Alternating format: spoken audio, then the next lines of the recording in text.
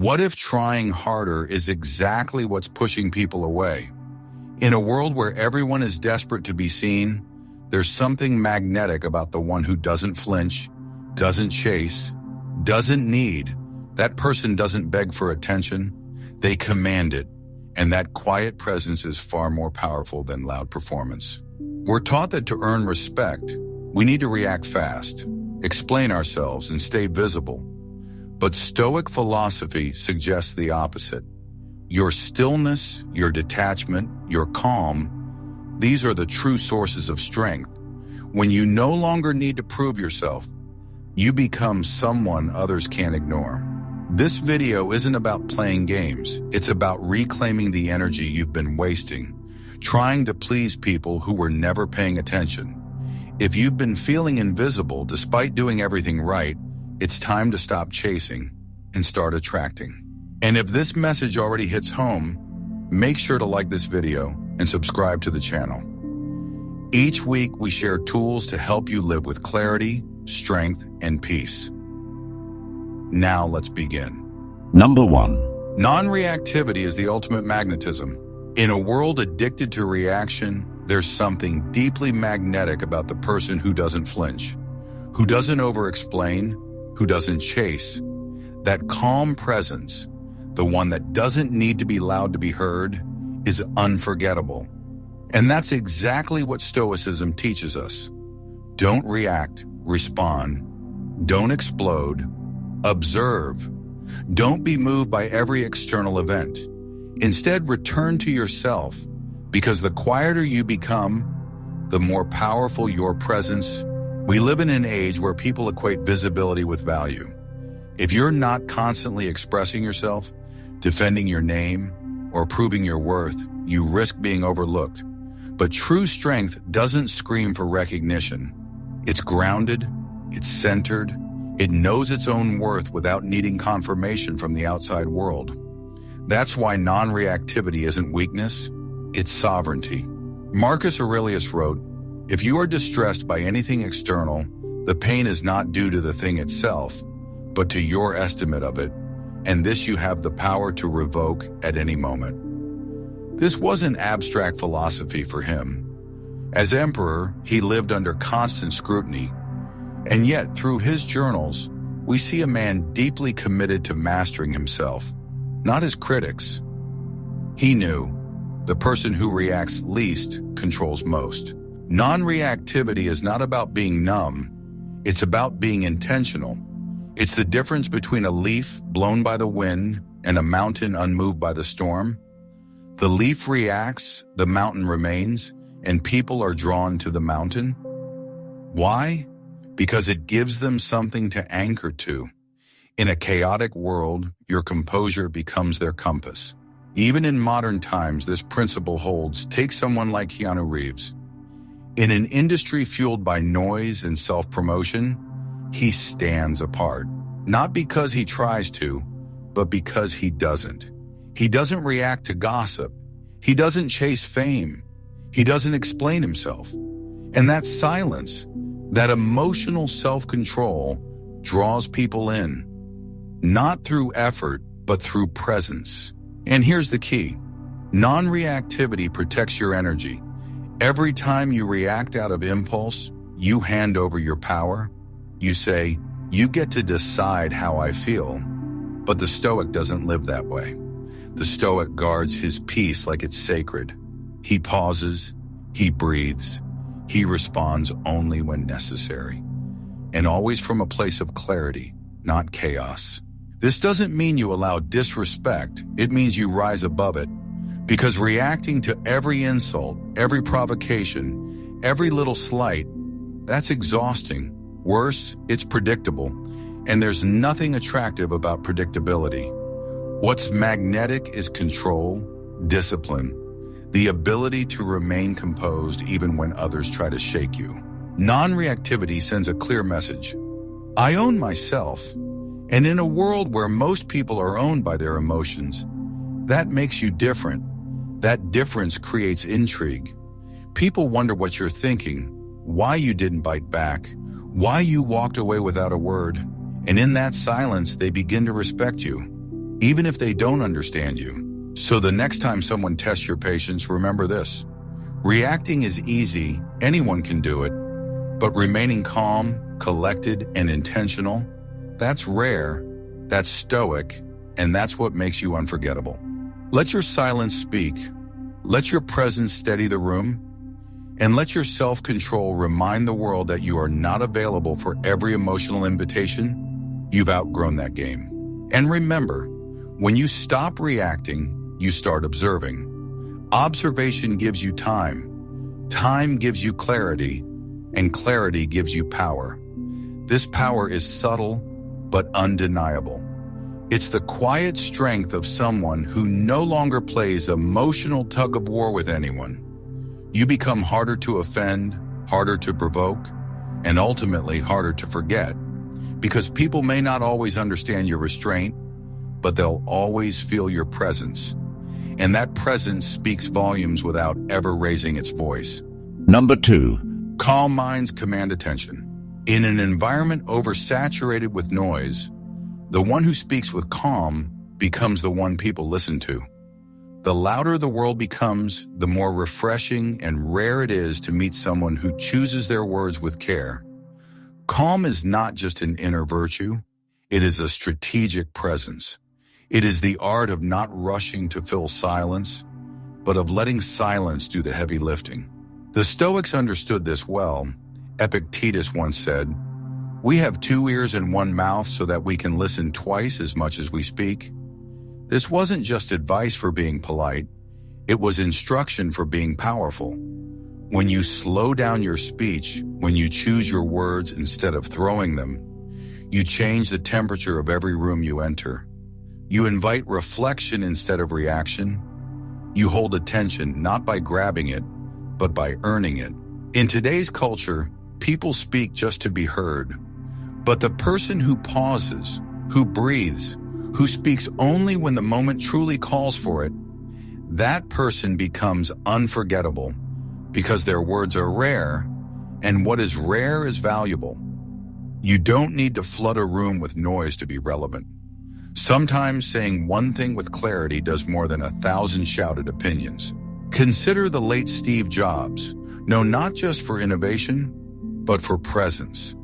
In his iconic product launches, Jobs didn't bombard audiences with data or noise. He paused, he let silence build weight, he used words like a sculptor uses chisels, deliberately, and people leaned in, not because he was trying hard, but because he wasn't trying at all. He had something worth saying, and he knew the power of letting it land. This is the same principle behind Stoic communication. Don't speak to react, speak to reveal. Reveal truth, reveal clarity, reveal intention. And if you have nothing worth revealing, be silent. That silence isn't empty. It's powerful, because when others are shouting to be heard, your quiet confidence will echo longer. Moreover, calm minds radiate stability, and stability is magnetic. In relationships, in business, in leadership, people subconsciously crave someone who won't crumble under pressure. The one who stays measured in chaos becomes the one others rely on. Not because they know everything, but because they're anchored. They bring gravity. But none of this happens by accident. It takes discipline to resist the urge to respond instantly. It takes clarity to value truth over reaction, and it takes humility to remain still when everyone else is racing. Yet that is precisely what the Stoic cultivates. Not just calm on the surface, but a calm rooted in self-possession. You begin to notice that when your mind is calm, your perception sharpens. You hear what others miss, you sense things before they're said, and that insight gives your words weight because you're not talking to fill space. You're speaking from a place of observation, groundedness, and intentional thought. And here's something most people overlook. When you learn to calm your mind, you also calm the minds of those around you. Your presence becomes a mirror. People feel safer, more focused, more centered. That's a rare gift. You no longer have to speak to influence. Your very state of being does the talking for you. Calm isn't passive, it's contagious. And in a world that's constantly anxious, whoever can bring peace becomes priceless. So the next time you feel rushed to respond, ask yourself, does this serve truth or just ego? Am I speaking to connect or just to control? The Stoic doesn't speak to dominate, he speaks to elevate. And sometimes the highest form of elevation is restraint. Let your calm interrupt the chaos. Let your silence break the noise. And let your stillness become the frequency others tune into. Not because you demanded attention, but because your peace made you impossible to ignore. Number 3. Letting go makes you powerful, not cold. We've been conditioned to believe that caring less is a weakness, that detachment means you're bitter, shut down, or emotionally unavailable. But Stoicism offers a radical reframing. Letting go isn't about becoming numb. It's about becoming free. It's about reclaiming the energy we waste trying to control what's never been ours to control in the first place. Every time you chase validation, you hand over a piece of your peace. You give others the remote control to your self-worth. If they approve, you feel valuable. If they don't, you feel invisible. That's no way to live. The Stoics knew this. That's why they taught, don't tie your identity to what others think. Tie it to who you choose to become. Seneca once wrote, "He who is brave is free." But freedom doesn't mean recklessness. It means living without chains, especially the invisible ones forged by needing to be liked, understood, or constantly validated. True power lies in the ability to walk away, not out of anger, but from alignment. Not because you shut down, but because you've awakened. Consider the example of J.K. Rowling. At one point, she was rejected by multiple publishers, criticized, doubted, and yet she let go of external approval and kept writing. Not because she stopped caring, but because she cared more about the work than the applause. That internal shift from needing validation to staying aligned with purpose changed her life. And that's not cold, that's powerful. Letting go doesn't mean you stop feeling. It means you stop being ruled by what you feel. It means you observe your emotions without becoming enslaved by them.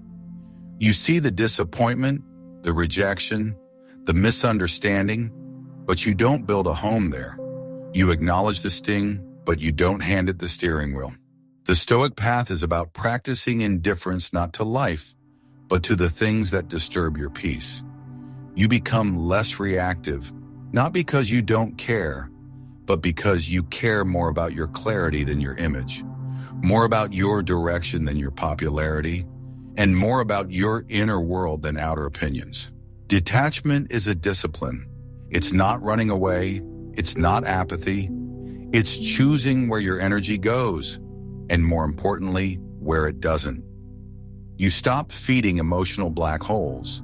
You stop explaining yourself to those committed to misunderstanding you. You stop waiting for closure and start creating peace. And people notice that. They may call you distant, but deep down, they respect your self-possession, because in a world where everyone is oversharing and overattached, the person who lets go stands out.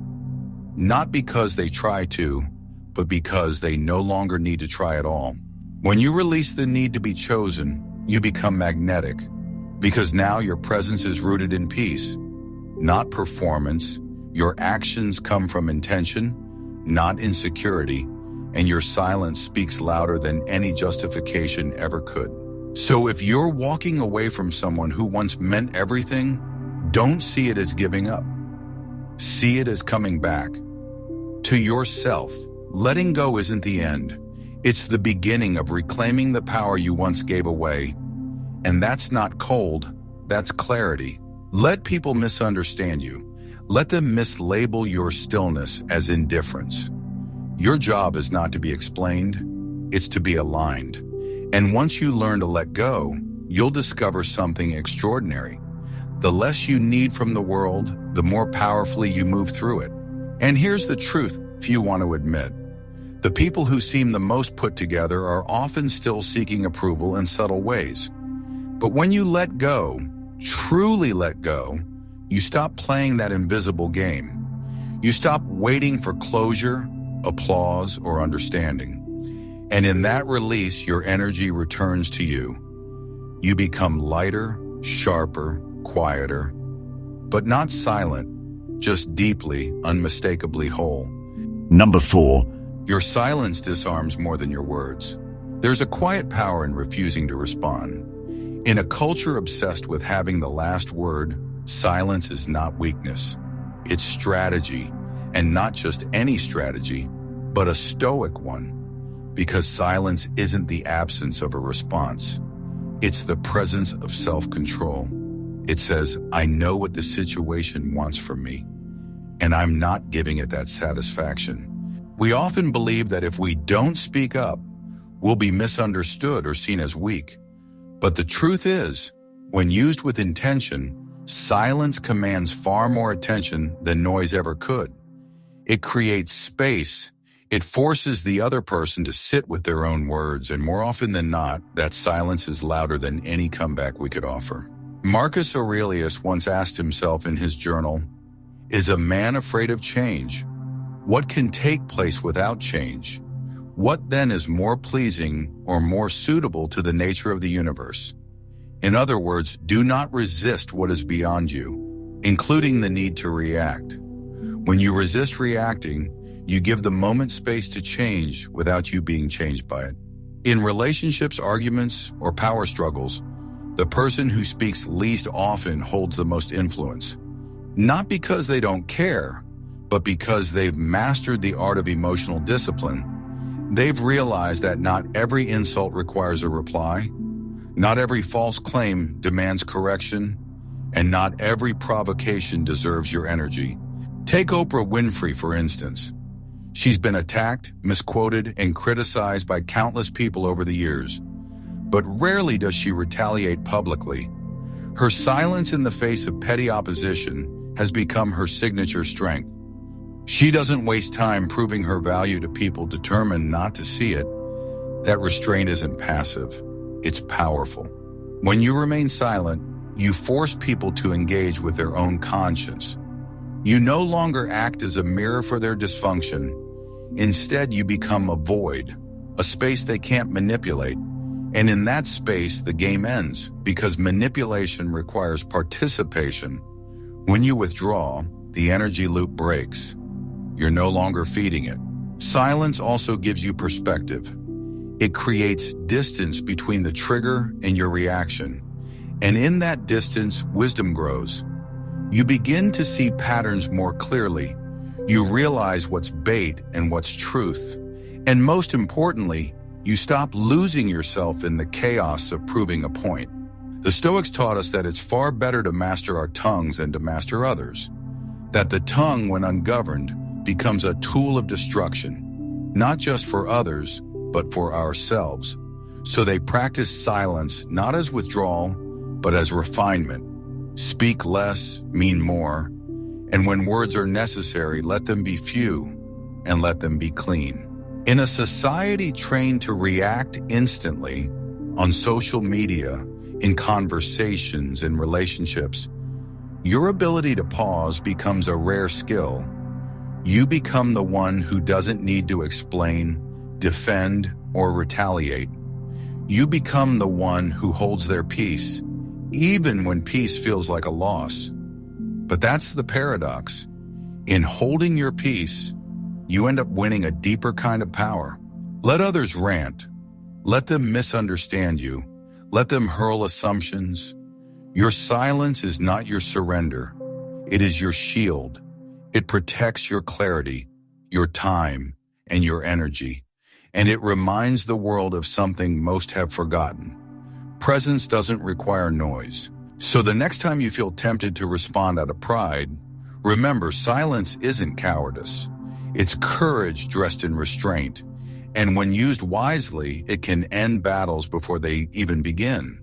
Number 5. Boundaries aren't walls, they're standards.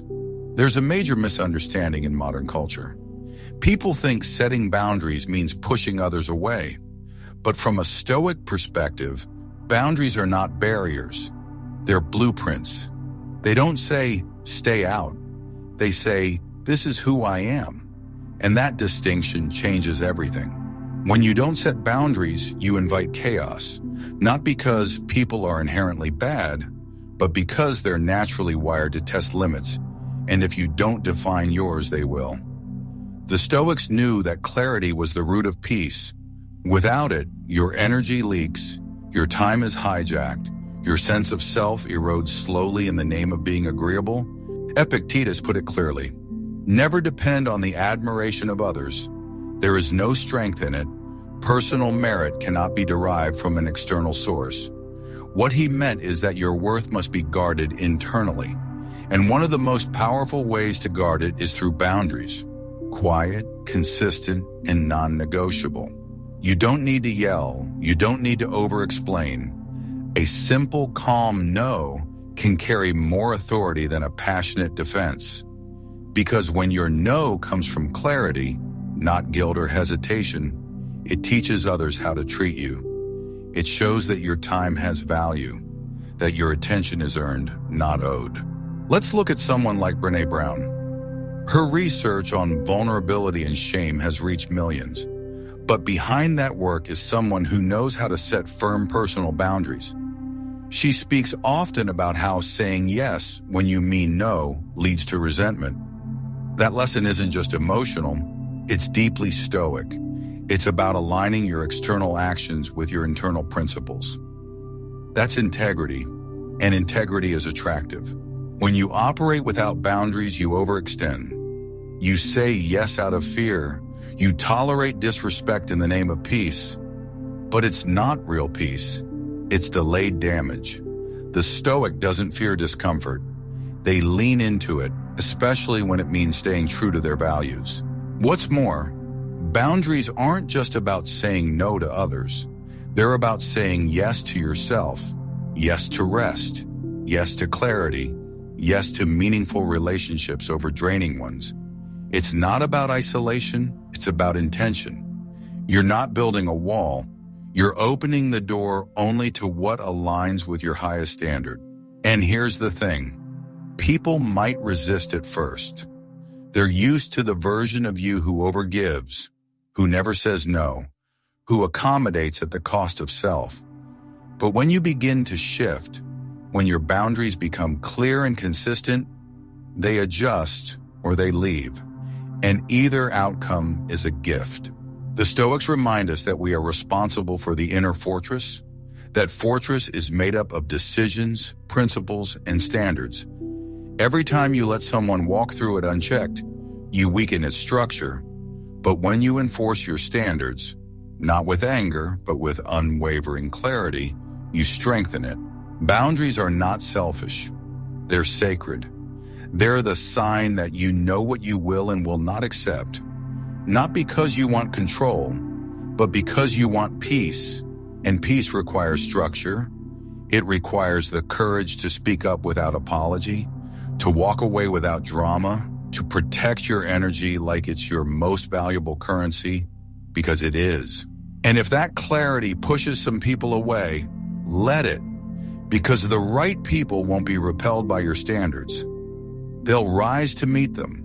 What you tolerate, you teach, and what you enforce, you attract. Boundaries don't push love away. They filter out what was never love in the first place. In the silence that follows a firm boundary, you'll hear something powerful, your own self-respect returning home. Number 6, unpredictability is irresistible when grounded. There's a subtle magnetism in being unreadable. Not in a manipulative way, but in a grounded one. When your emotions aren't on display for everyone, when you don't immediately explain what you're thinking or feeling, you create space. And in that space, mystery is born. The Stoics weren't emotionally unavailable. They were emotionally disciplined, and discipline creates depth.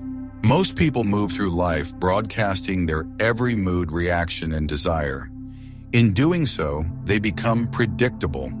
But predictable people don't hold attention for long. They may be liked, but they're rarely remembered. The Stoic, on the other hand, knows that silence, restraint, and deliberate expression create curiosity. And curiosity is the foundation of attraction. Zeno, the founder of Stoicism, believed that wisdom begins in listening and watching, far more than in speaking. This isn't just about conversation, it's about energy. The person who observes before they act, who listens before they speak, who chooses when and how to respond.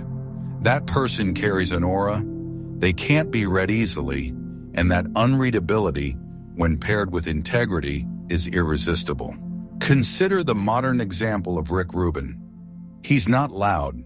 He doesn't need to be. As one of the most respected music producers in the world, Rubin rarely offers opinions quickly. He listens. He sits in silence.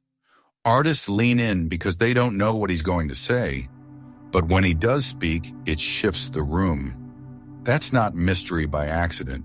That's grounded unpredictability. But let's be clear, unpredictability doesn't mean instability. The Stoic is not volatile. They're not withholding to play games. They are rooted, and because they're rooted, they can choose how much of themselves to reveal and when. That's what makes their presence intriguing. Not because they're hiding, but because they're intentional. In a world where everyone is oversharing, on social media, in conversations, in relationships, the person who doesn't say everything becomes more interesting. They're not emotionally absent, they're emotionally sovereign. They don't use silence to punish, they use it to protect what's sacred, their clarity, their energy, and their dignity. And here's what few understand. Unpredictability, when grounded, isn't about keeping others confused. It's about keeping yourself centered, because when you stop reacting out of habit, when you stop narrating your every thought, you create inner space. And in that space, you become more observant, more strategic, and more composed. You start seeing what others miss. You become the calm in the storm, and that calm is felt even when nothing is said. People notice when you don't flinch, when you don't explain, when you don't always make yourself available, not because you're trying to be mysterious, but because you're no longer addicted to being understood. That kind of restraint makes people lean in. They want to know what you think, what you feel, what your silence means. And in that moment, you hold power, not through control, but through presence. The Stoic doesn't seek attention. They draw it naturally by becoming a lighthouse, still, bright, steady, and slightly out of reach. They don't chase curiosity. They invite it through composure, through the strength of not being fully known. So if you've been told that you're too reserved, too quiet, or too distant, pause before you believe it. Maybe you're not too quiet. Maybe you're just becoming precise. And maybe that precision is what will set you apart in a world that talks too much and listens too little. Unpredictability, when grounded in clarity and integrity, isn't aloofness. It's refinement. It's maturity. It's the quiet, slow-burning flame that doesn't need to flicker wildly to stay lit. And the truth is, people are drawn to what they don't fully understand, especially when it stands firm in silence. Number 7. Confidence comes from wholeness, not neediness. There's a common misconception that confidence is about volume, being the loudest, the boldest, the most visible person in the room. But the deepest confidence doesn't shout, it doesn't chase, it doesn't need to be constantly reinforced. True confidence is quiet because it's whole, and wholeness means I am enough, even if no one claps for me. The Stoics taught that everything external, praise, status, approval, is unstable. To build your sense of self on these things is to build a house on sand. But when you cultivate character, discipline, and clarity of purpose, you begin to develop a confidence that cannot be taken, because it wasn't given by others to begin with. Seneca once wrote, "It is not the man who has too little, but the man who craves more that is poor." The same principle applies to self-worth. The person constantly seeking praise reveals not their strength, but their emptiness. The Stoic, in contrast, builds their life on inner substance. Their value isn't up for negotiation. This kind of confidence doesn't perform. It doesn't hustle for approval. It simply is. And ironically, it's this quiet, self-contained strength that others find so compelling. When you're not trying to impress anyone, you create space for authenticity. People can feel when you're whole, and they gravitate toward it. Consider the example of Fred Rogers, Mr. Rogers. In a world that celebrates noise, Rogers chose calm, gentleness, presence. He didn't dominate a stage. He didn't try to be trendy, and yet millions were drawn to him. Not because he demanded attention, but because he embodied peace. His strength came from self-possession. He knew who he was, and he didn't need applause to validate it. And that's the paradox. When you no longer need others to complete you, they begin to seek your presence. When your happiness doesn't hinge on being chosen, you become someone others want to choose. You're not broadcasting a need, you're radiating a fullness. That fullness is the most attractive thing in the world. Of course, this kind of inner confidence isn't developed overnight. It requires solitude, discipline, a willingness to sit with your own thoughts and confront your own insecurities without running to external noise for relief. The Stoics called this inner work, and it is work, but it's the kind that builds an unshakable core. When you stop seeking validation, you become more present. You listen better, you speak less but say more. You stop reacting to every compliment or criticism, and you begin to live from a deeper place, not out of need, but out of knowing. You know who you are, you know what matters, and that knowledge becomes your anchor. True confidence doesn't announce itself. It walks into a room and doesn't need to be seen. It's the person who isn't rattled by silence, who doesn't panic when they're misunderstood, who doesn't explain every decision.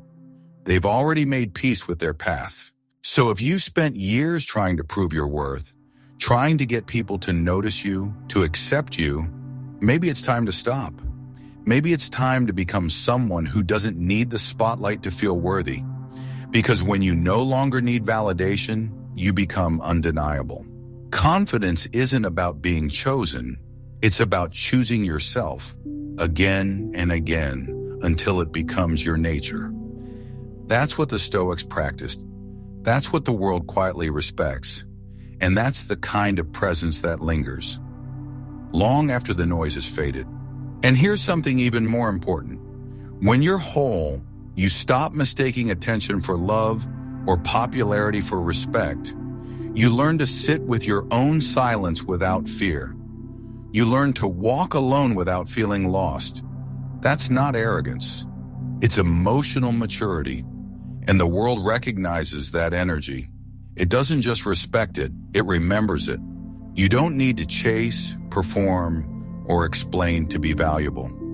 The most powerful presence is one that comes from wholeness, not hunger.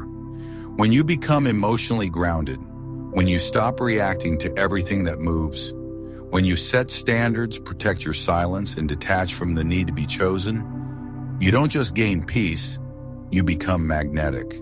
Stoicism isn't about withdrawing from life. It's about engaging with life from a place of inner strength.